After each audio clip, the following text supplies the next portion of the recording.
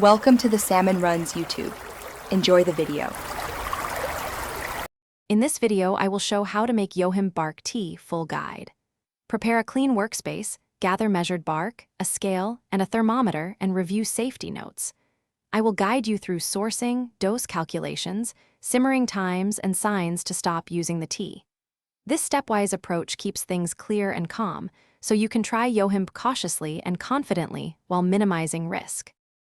Start by measuring your Yohimbe bark on a reliable scale and grind it to a coarse powder for even extraction. Combine measured bark with filtered water in a pot and bring to a gentle simmer rather than a hard boil. Keep simmering for the recommended time while monitoring aroma and color. Strain with a fine mesh or cloth, cool slightly, and test a small sip before consuming a full serving. If you're enjoying this guide, please subscribe and like to support more helpful videos. Quick recommendation: the Echo Dot smart speaker is handy for setting brew timers, playing calming music, or asking for measurements while your hands are busy, and it fits any kitchen. I find it saves time and keeps my routine smooth. Check the description for the link and other deals, and now let's get back to the video. Bring your mixture to a gentle simmer and maintain low heat for the chosen duration to extract active compounds without excessive bitterness.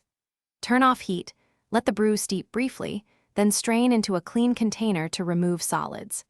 Serve a small measured portion and wait to assess effects before taking more.